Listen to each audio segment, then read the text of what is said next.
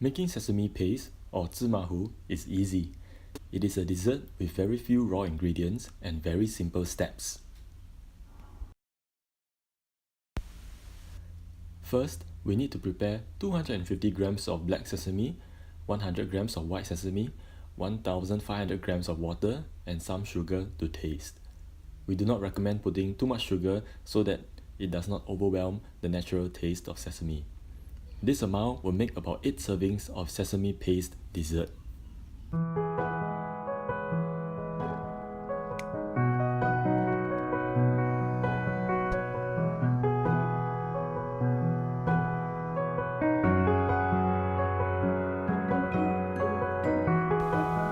Lightly roast the sesame seeds. We are roasting the white sesame separate from the black sesame so that it is easy to spot the color change. Constantly stir the sesame seeds so that the seeds at the bottom do not get charred. The white sesame seeds will turn light brown when it is done.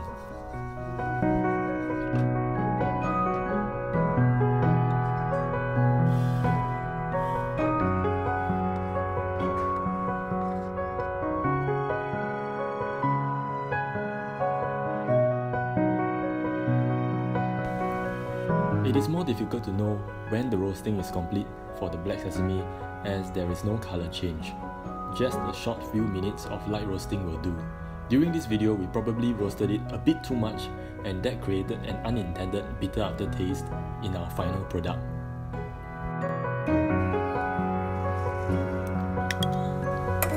Once we are done roasting the two sesame seed types, we can proceed to mix them for the grinding process.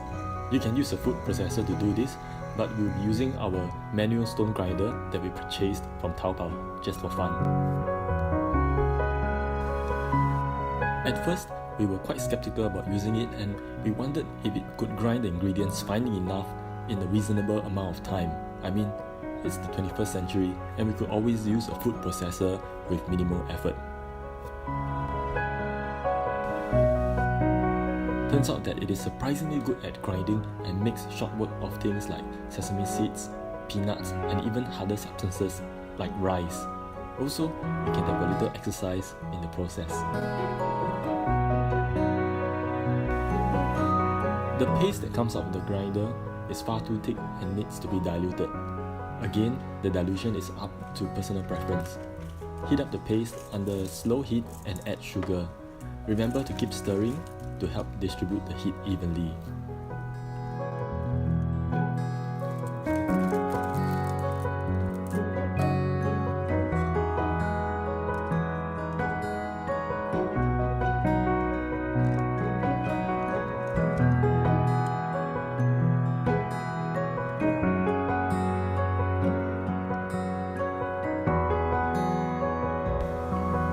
And here is our finished product.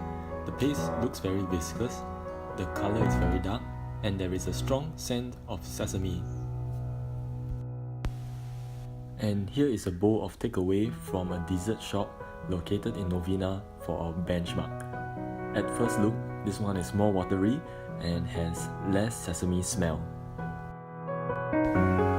Taste-wise, our homemade black sesame paste is less sweet, has a richer, earthy sesame flavor, but it also has a bitter aftertaste that wasn't present during the last time we made it. We think we might have been overly enthusiastic with the roasting of our sesame seeds, and that might have caused the bitter flavor. I think, other than the unfortunate bit from the aftertaste, it still tastes far better than the one we bought from the dessert shop. A lot of online guides rave about how amazing freshly made sesame paste is, and our own attempt seems to agree with them. If you'd like to try making the black sesame paste for yourself, our recipe is down in the description below as well. Let us know how yours turn out, and if you have any comments, feel free to leave them below. Thank you.